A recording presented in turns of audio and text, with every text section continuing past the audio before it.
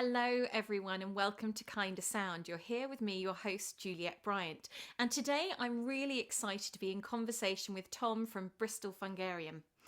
Mushrooms are having a moment, but it's hard for me because this isn't really a trend. These are ancient allies, they're teachers, they're medicine. And yet, at the same time as people are waking up to their benefits, we're seeing increasing restriction, confusion, and control around how mushrooms can legally be shared, sold, and spoken about, especially under things like the Novel Food Act. So, this conversation is about truth, it's about history, it's about science, and it's about sovereignty. So I'm really excited to be talking to Tom about why mushrooms matter, what they actually do for our body, and what's happening behind the scenes with regulation and access. Tom, thank you for being here. Thank you for having me, Juliet. I'm not sure if I'll be able to cover all of those things, but I will endeavour to do my best. Amazing. I'd love to start with you and your journey. How did mushrooms first enter your life? I mean, I was lucky in that I was, born in a village on the edge of Longleat Forest. So I spent, far too much of my youth with a saw or an axe in the woods. So I think they've always really been there. And I foraged for a long time. Again, I was lucky enough to live in the south of France for 6 years in the foothills of the Pyrenees, and I spent a lot of time foraging. So over there's far more of a sort of culture of mushrooms, and so my poor children have been promised that we're going to find mushrooms on umpteen occasions when I'm adamant the weather is perfectly suited, and hours are spent scouring rocky outcrops with absolutely nothing to show for it. But so many years of failed attempts to find mushrooms all over the place. So I've been sort of interested, and I've spent so much time failing to find mushrooms in various different countries that why I actually sort of got involved in terms of growing them over here. A few years ago, I decided to sort of try and work the land. Basically, I've always been quite keen on, working the land, and have never really had the time or have been stupid enough to financially risk everything. With like a large family, it's very difficult to earn enough money. So I took over an organic veg farm, and then obviously due to the joys of there being very little photosynthesis occurring in the winter months, I still had the same amount of bills to pay and zero income. So I started growing mushrooms, and then from a purely financial perspective, in terms of weight, I was getting a similar price per kilo as I was for my cash crops, which were early asparagus or artichokes at certain times of the year, or soft fruit or whatever it may be from a sort of grower's perspective. And and so I just started growing mushrooms 7 years ago now, and that sort of fed into my existing network, and so I was supplying lots of restaurants and shops and all that sort of thing. Very difficult to make a living doing that. And then I was lucky enough to hire, people that were far more competent than me, who could start sort of doing much more of the sort of science stuff in terms of cloning native strains. And so the mushrooms I'd find, we'd basically clone, and then I'd start growing them and selling them. And so, and so that was really how it started. The need to, earn money to provide. Because you recently cloned, didn't you? Well, a while ago, you found lion's mane in the wild in the UK, and you cloned it. I read that in your newsletter the other day. It's really interesting. That's ironically enough how we landed up here. So we found, a friend of ours, Sarah, found a lion's mane about 30 foot up a beech tree, and the landowners cut the tree down. So I rang them up to have a pop at them, and explained they shouldn't have cut it down, but it did enable us to get some smashed lion's mane to clone. And so, interestingly, when we had it tested, it actually had about 20% higher levels of certain compounds that we're interested in, Amazing. the commercial strains. So we've now, as part of the work we do here, we create we try and create hybridizations. So mushrooms that ideally will have much higher profile peaks in certain compound areas we're interested in from a human health perspective. But I think it is indicative of there being a truth. I mean, certainly from a grower's perspective, that things that are native to that part of the country tend to do better than things that you're trying to force. And that certainly seems to be the case with our native lion's mane. We've now got quite a few different strains of Hericium from the UK, and we've worked with Natural England, RHS Wisley, in terms of reintroducing some of these native strains Amazing. To the woodlands over here. Because obviously lion's mane, for those of you listening, is on the protected list in this country because there's not enough of it in the wild. So if you do find lion's mane out in the wild, don't pick it unless, obviously, like you had special permission on the tree that had fallen down to. When it's been smashed, it's on the floor. I mean, interestingly, so Rick Wright, who's worked at the Fungarium at Kew for a long time and is now doing his PhD over in Cardiff, was one of 5 people that had a Hericium license at the time. I think, actually, ironically, what's happened in the last sort of 5 years, one, climactically, it's been pretty good for mushrooms. And also post-COVID, a lot of people are spending more time outside, and the sort of awareness of what a lion's mane is far more sort of prevalent. And so lion's manes are turning up all over the place now, like far more common than everyone assumed they were. And certainly some of the research that Matt and Rich are doing in terms of, they've got a Hericium project where they've been reintroducing like lion's mane into mature trees. Brilliant.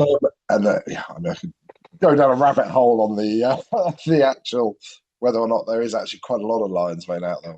When I wrote my book, 7 Magical Mushrooms, I put a request out to the mushroom community for photographs, and I got some beautiful lion's mane pictures from the UK, which was really exciting. Yeah, there's the other thing is with lion's mane. I mean, there's 4 different types of Hericium in the UK, and it's only the Erinaceus which is sort of on the red list. Although, ironically enough, I think the others are probably less common. But what some of the research again that the Fungarium at Kew have been doing in terms of profiling certain parts of the DNA shows that Hericium colloides, so the coral tooth, seems to have the same chunk of DNA that codes for the compounds like hericinones and hericinines that we're interested in from a human health perspective, whereas the other 2 Hericium, whatever it is, flagellum or something, and Hericium suatum don't have that bit of DNA in. So I think from a human health perspective, coral tooth is probably, we grow a lot of that as well, probably relevant as well. And you've probably seen such a huge growth in the mushroom uptake recently, would you say? I mean, yes, certainly in terms of awareness. I think from a business perspective, I think it's the products, or at least I think it's the people that aren't really too focused on the quality of the products, but have big marketing budgets, that I think have probably seen much more of an explosion than we have. I mean, don't get me wrong, we've been consistently growing, but the reality with the modern world is it's not the quality of what you're doing, it's how much you can shout about get it out. how much you can shout about it and not focus too much on Yeah. efficacy or quality. I mean, I've been working with medicinal mushrooms for over 15 years and putting them in products, and I've seen people used to have no idea, and now you say medicinal mushrooms and people are like, oh, I've heard of lion's mane or I've heard of reishi. So I think there is a growing awareness of medicinal mushrooms and their benefits. And I think this is where the kind of novel food side of things starts to come in, because obviously as that awareness grows and people start to consume these mushrooms more and we start to find out more of their benefits, it seems like the restriction starts to come in. I think with the novel foods thing, I mean, this has been in place since basically 97 when we sort of joined up with the EU. And that was based on whether or not there was any evidence of these mushrooms either being imported to the EU previously, or if there was like a history of sort of cultural use of these mushrooms, or a history of eating these mushrooms. And so with certain things, like for example with Cordyceps militaris, which is the one that we were previously growing more of than anyone else in the UK, and which is the predominant cordyceps. More of that is used globally than Cordyceps sinensis strain. But what's interesting with that actually only got sort of the protocol for growing it commercially was only really finalised in the 90s. And so when that novel food legislation came in, Cordyceps militaris didn't really exist in terms of a product that was available on the market. And it just so happens that one Irishman in 96 imported some Cordyceps sinensis into Ireland. And that was the reason why the Cordyceps sinensis, or the CS4, which is actually a mycelium product, because the life cycle of the Cordyceps sinensis, which is about 750 days on this sort of ghost moth pupae in the sort of high plateaus of the Himalaya, it's still not commercially, plausible to grow. Whereas when they managed to get Cordyceps militaris to grow off a sort of broth mix on brown rice, that suddenly opened up. And interestingly, from a compound perspective, the sort of two compounds we're most interested in, there's a lot of other compounds, but the two that generally people are most interested in are cordycepin and adenosine. And there is zero cordycepin in Cordyceps sinensis, at least Cordyceps sinensis mycelium, the CS4 strain that is what everyone uses for their products. There is adenosine, but generally in lower quantities than Cordyceps militaris. So it is unfortunate, the sort of slightly superior product from and also one that we can grow and employ people here and do research on here is not legal. So that's frustrating, but that's more a question of the fact that it didn't really exist back when the legislation came in. Turkey tail's probably more frustrating. I mean, that's the thing about turkey tails. To me, it's like turkey tails has grown in this country and grows profusely. So, Cordyceps militaris grows in this country. We've gone out and collected. It grows. It also grows in this country. It just, no one was actually using it. Whereas with turkey tail, obviously, it's ubiquitous. People have been using it for ages, but it's a question of being able to establish that usage. And so, with turkey tail, then it's slightly more convoluted, and I think this is where there's potential. I can understand why people potentially think that there may be sort of dark arts at hand, because turkey tail, obviously, there have been a few pharmaceutical products that are isolates of some of the long chain polysaccharides, the beta glucans in there. And they were first isolated. PSK was first isolated by a Chinese company in the 80s. And PSP, which is polysaccharide peptin, was in the 90s by a Japanese company. And so, the reality is with our product, even with our best efforts at extracting it and doing all this sort of stuff, you're still going to be getting a relatively infinitesimally small quantity of PSK. The reason, even P and K are used as markers is when they went through trying to isolate out individual beta glucans, they went through the alphabet basically, and they actually went through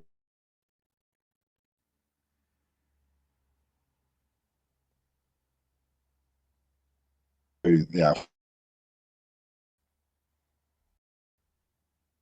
basically growing the mycelium in a sort of bath.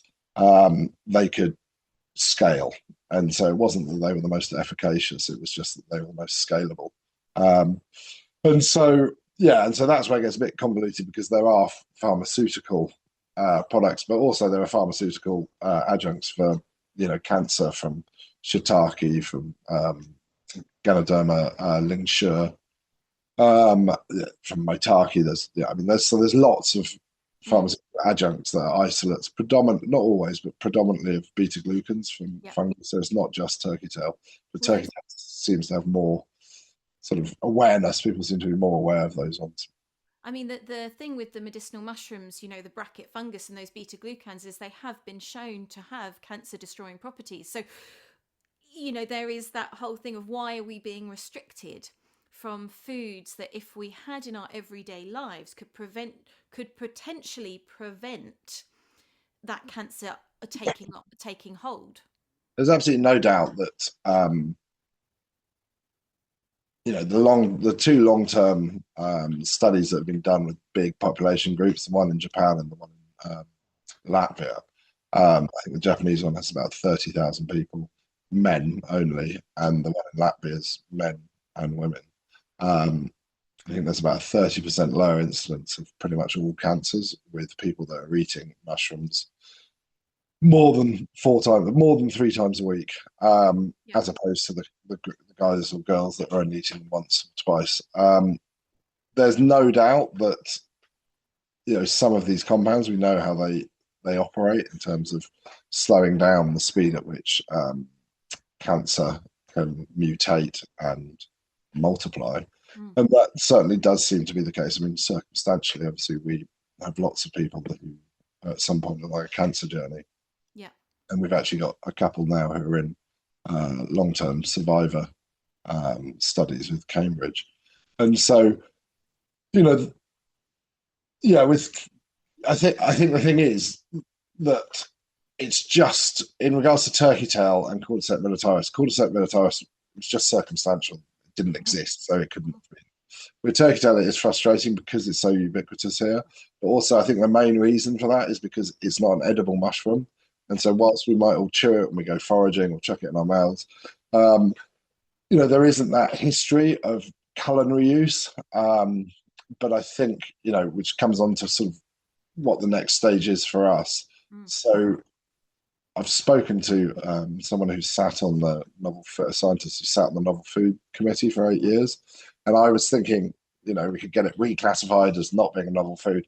And when he ran through what's involved with that, the amount of toxicity studies you need, it is biblical in terms of the amount of, so that quickly, I quickly realised that wasn't going to happen. But there is, so what we're actually going to do is we're going to make an application for it to be recategorised as having a history of traditional usage in a third country, which would, for us, would probably go for China, just because there's more, or Japan maybe, until we sort of have the data to use. And that mitigates a lot of the toxicology issues that we do need. But what is quite interesting with the research we do with our PhD at the neuroscience department in Bristol is, of all the mushrooms that we test, turkey tail is by far the least toxic to cell lines.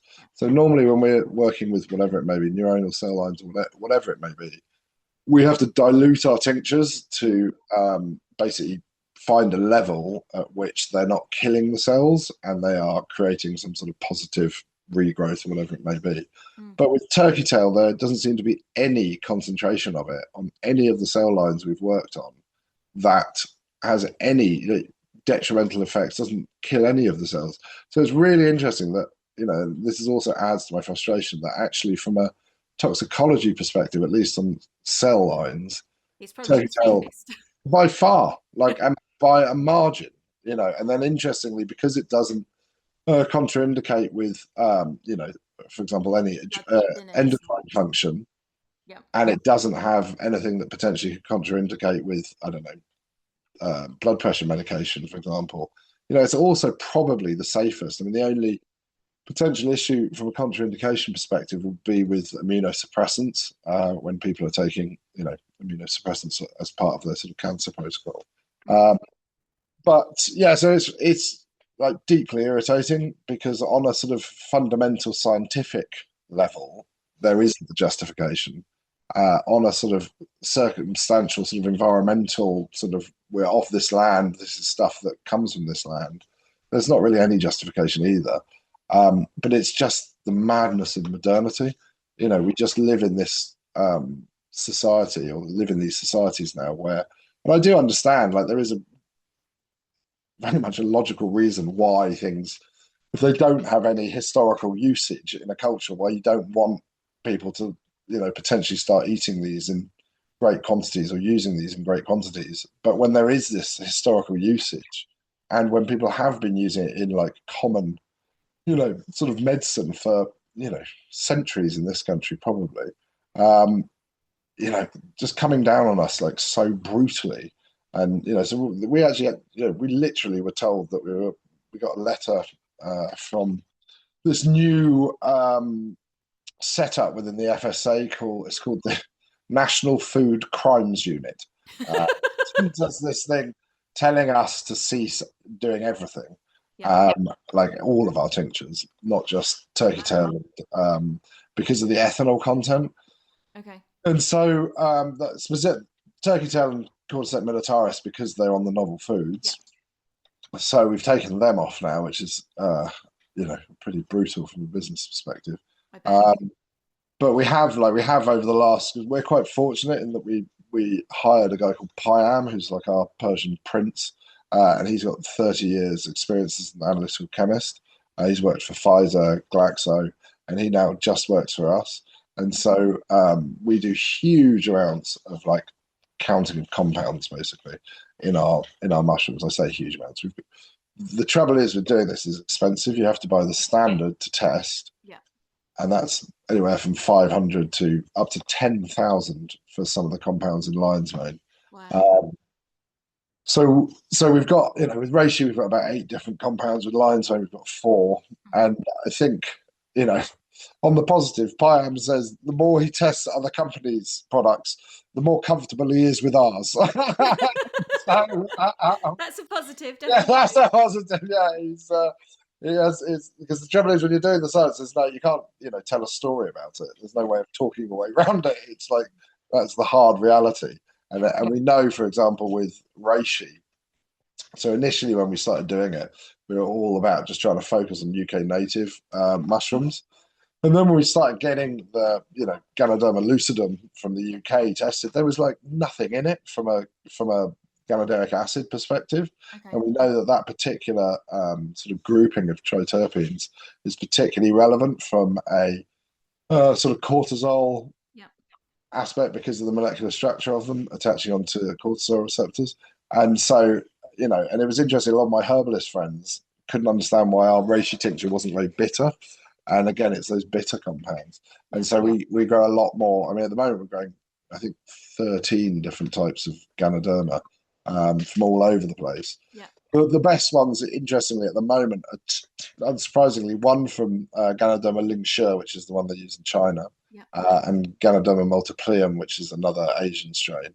And both of those have, so our ratio is basically about a third Lingshe, a third multiplium, and a third Ganoderma lucidum from the UK, because the problem is with this is that whilst we're testing for like 8 compounds, there's like over 200. And so we just don't know what's actually in it. Yeah. I mean, what we can base it on is people's outcomes to a certain degree. But then you've got to mitigate against like placebo. But for certain conditions, for example, where you can get data like blood pressure or, size of tumor, that sort of thing, pre-op, there are certain sort of markers that, I'm comfortable like accepting as a sort of data point. So, and going back to the novel food stuff, so what we've launched like a crowdfunder. We're putting £5,000 down, and I think we've raised about 8,000 now outside of our 5,000. And we're going to hire Vivian, who's head of research at Pucker and she's published about 49 papers, I think, and has lots of experience in the madness of regulation. And another scientist called Rebecca Lazarou, who's like a ethnobotanist, really. And again, she's published a couple of papers and worked at the not the Fungarium, worked at Q. Yeah, I can't remember what the term is. But anyway, worked at Q. And those two actually know each other, which is quite nice. I didn't realise they knew each other, but when I spoke to Laz originally, she was like, "Oh, Vivian's amazing." And then when I spoke to Viv, she was, "Oh my God, Laz is amazing." So It's quite nice because Viv's coming to sort of the end of her sort of semi-retirement now, and Laz is sort of the young gun flying on upwards at the moment. And so hopefully with those two, Yeah. we're going to have a meeting in London, hopefully in February, to understand what's required. The reason I don't think anyone's done it previously is that it is potentially really expensive. So, just It because is. I think that the cost is such a big prohibitive factor, and I think that's why that the cost is in there, because they don't want people fighting against these things. well, I And think I think the other thing to bear in mind is that there's no actual benefit from a business specifically for me, no, because I'm not I'm not going to benefit. Like everyone will benefit from this. It's not like I'm personally going to benefit from turkey tail or cordyceps militaris being I recategorized. think I think that's where the community coming together of people standing up, and I think this is what's so important about your crowdfunder, is that we bring that awareness, because ultimately what this is about, I think, is awareness of a system, because most people don't know about the Novel Food Act unless they're directly affected by it. And so I think, we're seeing more and more foods being cut out with the Novel Food Act. I think we saw it a lot with the CBD space. I mean, it was Yeah, the sort of it was like the anvil, or not the anvil, the hammer they used to try and yeah. whack at the companies, and how that was kind of interesting with how that whole market seemed to play out. It seemed to be, I mean, it's not that interesting. It happens every time. It seems to be the people that were relatively well connected Well, managed I to was do selling, very well yeah, at I was it. selling CBD products, and I got trading standards round, and Yeah, they said you can't trade, and I said, yeah, but these come from someone. My CBD comes from someone who has authorization. And it's such a joke, the whole system of it. I said, how is it that Trip are bringing out new drinks all the time, which have CBD in? I said, but you can't apply for a new license. If you put in an application now, you have to wait till it's approved. And they're only just approving ones from 2021. yeah. I mean, it's like it's a failed sort of system. We have Justine who works for us now, but she was up at Hempen, who used to Yep. who actually about 6 or 7 years ago were growing the majority of Yes. had the biggest grows of CBD in the UK. And the peculiar reality with that was that the seeds, which are obviously pretty useful, Yep. you couldn't actually make use of them. You couldn't crush them and get the oil out of, but you could import it from Switzerland or wherever. Yeah. And just I think this is the thing. But the companies that did do well appear to be the ones that had like non-execs who were like advisors to the government on drugs policy. Mm. And then I remember a few years ago seeing some 19-year-old whose dad had made a lot of money out of telecoms and then had set up his son as having some little company. And then he put together this board with lots of these ex-government advisors. And guess what? They got a contract. His 19-year-old son had a little business that he reversed into like a shell company on AIM. And suddenly he was a multi-millionaire, this 19-year-old overnight. And you're thinking, wow, it really is who you know rather than what you're doing. And I think what we're seeing at the moment is this widening gap between the lived wisdom of the earth, something that I've been teaching for 20 plus years, and the bureaucratic logic of money making, and also the pharmaceutical control of what they can synthesize to turn into medicine and patent, as opposed to the natural elements, because for me, one of the big things about all of this is when you synthesize and you isolate, you're playing with nature. And yes, it may be it may be stronger, but actually the medicine is in how the interaction of all the compounds works together.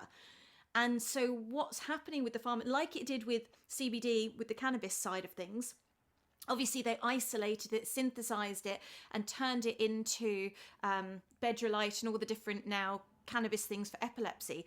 Not nearly as effective as the actual plant itself. And this is, I think, what they want to do with the mushrooms.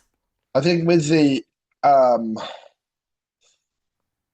yeah, I mean, I think the thing is, if you want to make money, big money, what you do is you do what we're doing, but you just focus on isolating novel compounds. Mm-hmm. So instead of having Piam testing the compounds in our products, we'd have Piam trying to find a few novel compounds. Yeah. and then put intellectual property on them and create a library of, and I know a couple of companies, one in the US and one that's sort of doing this actually in South Devon, with plants. And I had a slight falling out with him, because it doesn't cost a lot of money. You can just hire a couple of PhDs, Yeah. but you're not actually benefiting anyone. All you're doing is banking this IP, knowing that some farmer is going to buy it off you for millions, Yeah. literally millions, and you're not actually benefiting anyone. I mean, you're benefiting yourself fundamentally further down the line, but it's not.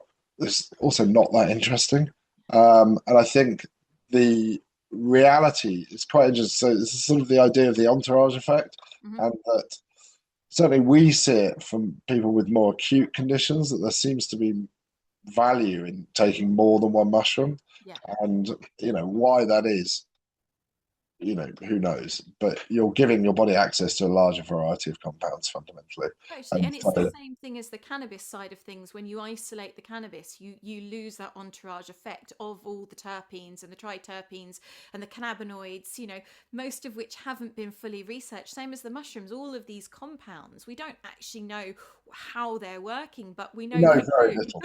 Yeah, we know very little. And for example, epilepsy, we know that ganideric acid F, I think, which interestingly does appear to work down the cannabinoid system as well. Yeah.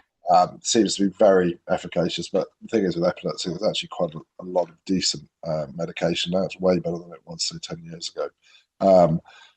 Yeah, I mean, I think it's a tricky one because, on the positive, the World Health Organization just like 4 or 5 days ago said that we need to start looking at traditional medicine. And so there is actually and I think part of this is because of the fact we're now facing this sort of potential Armageddon where, our medicines that we've been using pretty effectively for the last century are no longer effective. And a lot of, the bacterial infections people are getting are completely immune to the majority of our Antibiotics. medicines that we have, antibiotics or other things as well. And you're looking at some of the polio that's coming out now. It's complete. So many of these diseases that we thought were done and dusted are now coming back with a vengeance, and we don't really have the toolkit anymore. Yeah. And pharma is not really designed for their business model to do this. And so we are in this unholy situation where we're sort of teetering slightly on the brink where things could get like genuinely worrying within a decade. Pharma can't, I mean, they've definitely got the brains to be able to do stuff about it, but their whole business model isn't set up for like actually what we need. Yeah. And yet there is a huge amount of evidence that as long as you're taking products that are actually strong enough, because I mean, I look at in terms of the mushroom space, there are quite a few human clinical trials looking at taking mushrooms alongside chemo and radiotherapy. Yeah. But what is interesting with those is almost uniformly, there might be one or two exceptions, but I think almost uniformly, dosage is really important. And taking a small amount doesn't really seem to do much. Yeah. But then it's more complicated than that because most of these studies are coming out of Asia, China, and Japan, and there's a much heavier usage of people eat a lot more mushrooms anyway. So they might have more immunity to the mushrooms and having to take a higher dose because of that. Well, no, it's just that they'll, because they're eating more mushrooms, they'll have higher levels of the enzyme that breaks down mushrooms, so chitinase, and that means that if they're taking just dried mushrooms, their body will be able to break that down. Whereas, a man from north of Stoke, for example, probably doesn't have particularly high levels of chitinase. So if he just mimics the same protocol as, the man from Osaka in Japan, he's going to have a very different outcome just because he's going to fundamentally not digest any of it. He's just going to pass straight through him. And so, and so having something which is actually meaningful from a dosage perspective is really important. And we've tested so many companies' products, like so many, and there are some really good. So the strongest stuff we've ever tested was from China, but it was used for research purposes. And so it was like, it was ridiculously expensive. But so they do have the capacity to make really strong products. Yeah. The trouble is they're not. They are just not all the time, but in the majority of cases, it's a money game, and the people buying the products to sell over here, for example, they've got no ability to test. They're just taking these certificate COIs and just accepting them. So, previous to this sort of avalanche of regulation, we were always in favour of more regulation. But I think the regulation that's currently coming down on us is completely the wrong type of regulation. What would be amazing would be if they said, all right, if you're selling lion's mane, it's got to have X amount of harissimones in, whatever it may be. Quantifying it as opposed to restricting it. Yeah, exactly. Just trying to create some level of that's fine. You can sell all these things, but you've actually got to know what you're saying, or just make people actually test it, or do DNA tests, because so often people are buying powder in, which isn't actually what they think it is. Yeah. And so it'd be very simple to just force everyone to, at the very basic level, do a DNA test so you can actually prove it's the Ganoderma or Hericium. And at the second level, just test it for compounds. But I think the problem there is that you're not going to get many companies. I can think of maybe 2 or 3 in the UK that would be up for it, because most affordability, isn't it, as well, of it? It is and it isn't, because the trouble is the cheap stuff almost always has nothing in it. So we tested, for example, a tincture that's for sale in one of the supermarkets. I think it's Sainsbury's or Tesco's or something. It's 15 quid for like 30 mils. Yeah. And when we tested it, it had like 1/60th of what ours had in it. So, but then this is an interesting part of it, because I think this is part of the whole thing that's going on. So back in 2004, there was this Codex Alimentarius where they were going to wipe out echinacea and all these different things. And instead of wiping them out, what they did is they reduced the amount that could be sold. So the quantity of the echinacea went down. So people carried on taking it, thinking that, great, I'm getting my echinacea still. But what happened is they're like, oh, it's not working. It's like, of course it's not working. Same thing with the CBD. So much of it was so poor quality that was being sold in mainstream health food shops that people said, oh, it doesn't work. Yeah. And I think this is part of the whole agenda of moving people. It depends how you look at things, but in my perspective, from what I've seen in all my years of experience and research as a health researcher and as a nutritionist, Big Pharma doesn't want people to be healthy ultimately, because that's how they're earning money. And so they are funding so much of the regulations, and restrictions come from that. So, if you're taking low dose of something and it's not effective, then you're going to stop taking it. I mean, I totally agree that Big Pharma are funding sort of most of if you look at the MHRA over here and all this sort of stuff. But fundamentally, they're the only people that are making any money out of this anyway. So like when people say to me, Tom, well, why do you get other mushroom companies to like help fund this? Hardly any of us are making any money. I mean, it's like, this idea that there's been this mushroom boom. The companies that have done well at this mushroom boom are the companies that have probably taken huge amount of investment, created a bollocks product, or have a tiny bit of whatever it may be, and lots of other things. They've scaled it to the moon in no time. And just, they don't give a shit. And there's no interest from their perspective in chucking over, whatever it may be. Because most of the people, because what is great about mushrooms is they're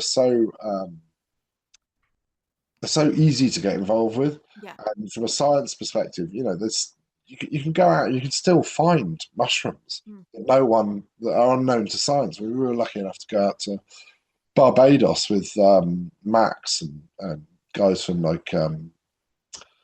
from All Things Fungi and Chris from Mycopunks, and do like the first sort of survey over there from, I thought I was going for a jolly. Wow. That was not my idea. I think I made it to the beach. We were there for 10 days. I made it to the beach on 3 days. We were in the forest from 7 a.m. sweating. It was so hot. Yeah. Bent double like beggar under sacks, staring at mushrooms.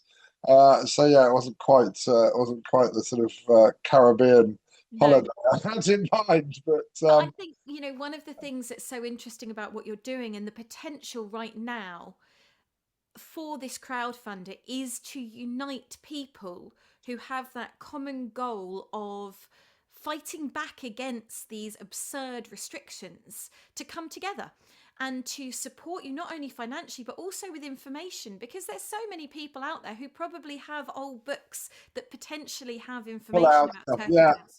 I mean, I think that's what's going to be. I mean, I have to admit, when this happened, the one thing that positive I can think of it is I might have an excuse to go to the British Library for days on end. This is brilliant. You start researching. I mean, what a fun Finally, a thing. reason to go in there and come up with something. I don't think I'm going to have time to do it, unfortunately, but Well, that's the we're dream. going to be sharing your crowdfunding link. I think it's really great that you're standing up, and I fully support that. And I think it's amazing. And we'll Um, have more information, hopefully, within like we'll announce Viv and Laz like shortly. But in terms of actually knowing what we need and what yeah, country we're looking at, because I think that's what we have to do. We have to choose a country. So, then everyone can get busy trying to find, relevant historical information, evidence definitely. of, people taking turkey tail. Well, Because I think, I've had a lot of people who have contacted me about it because, as I said, I've been speaking about mushrooms for over 15 years and their health benefits and encouraging people to get out and connect with I nature. know, I followed you on Facebook many years ago. So I am actually, I think probably about 9 years ago or so, 10 years ago maybe. So yeah, no, I am aware of your long history in this space. So And yeah. so, for me, it's really exciting that you guys are doing this and forefronting this movement to stand up against the We're bureaucracy just that we're is just insanity. just bored of the bullshit. Yeah. And, uh, Well done. I just see if really. well, I mean, I think the thing is like it's so ridiculous, Mhm. and it's so fucking ridiculous. And these people are. It's not like people. I don't believe that people are deliberately, making this difficult for us. It's just lots of people do. I do. Lots of people do, but I think the history of why those two things in particular are on the novel foods list is sort of I can sort of understand it on one level But they're because researching chaga at the moment. in the EU, lots of people have been told to take chaga. People can't sell chaga like as just a dried. I mean, don't get me wrong. There's lots of reasons to be deeply suspicious of certain things. I just happen to believe with Cordyceps militaris, Yeah. like it wasn't even really in existence. Yeah. So it wasn't a thing. Yeah. Turkey tail, we haven't eaten it, and so they were like, I know for a fact that it is so untoxic. Yeah.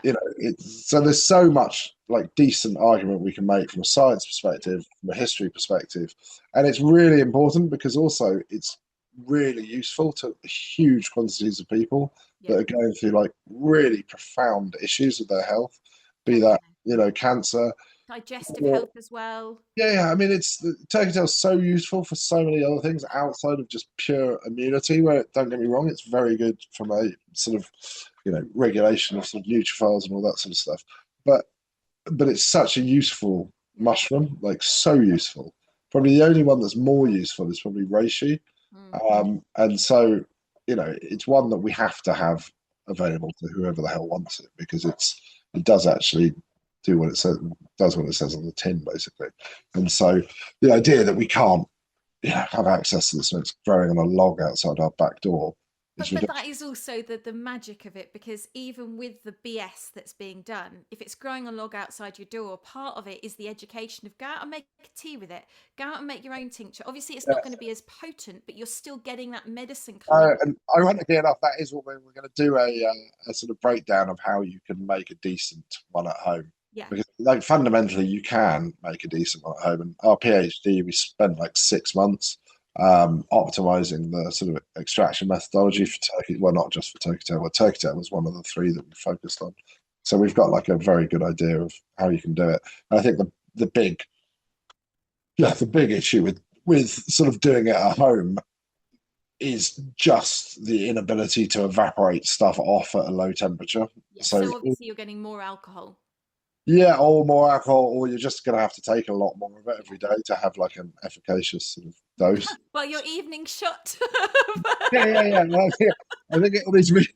probably at least, A few yeah, shots. more than a shot. I mean, Good excuse for a it's going to be like drink. a large, yeah, like a half, well, maybe even more than around about half a pint, I think, of tea is You probably know, what you I, need. I think I think with all of this, it is, I found out recently about the Herbalist Charter of 1542, where, Henry VIII was seeing the way that herbalists and normal people who were into herbal remedies were being shut off from access.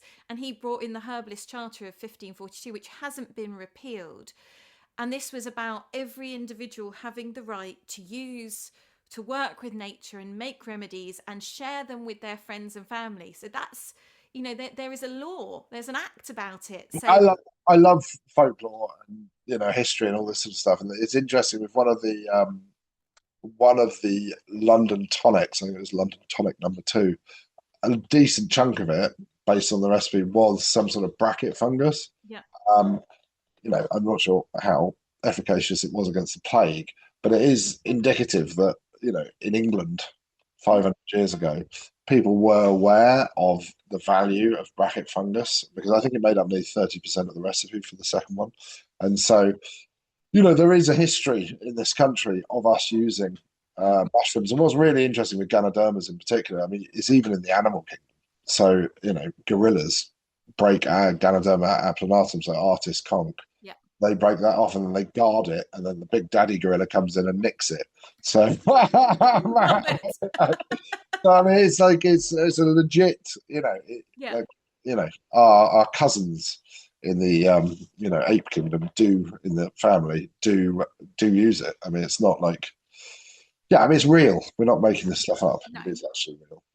So yeah, let's try and turn the totally. bullshit Well, into thank you so sanity. much for your time and the energy that you're putting into this fight. And any way I can be of support to spread it out, obviously, I'll share it in this But podcast. well, like, what? Yeah, just keep an eye on what we're doing. Once I actually know what Yeah, it is they're asking me to do, I'll be able to share that in more detail, and then we can get all the sleuths on it, and there can be 20 of us in the British Library asking for the same books. amazing. I'll be there helping. Thanks, Juliette. It's Amazing. lovely Thanks so chatting to you. much. So Good good to to meet help you in person. Tom, and Fun. really, really great to chat to you. Thanks for being part of this KindaSound show. Nice. Well, I appreciate it. Thanks, Juliette. Take care, and thanks everyone for listening. Yeah. Greetings all. Bye.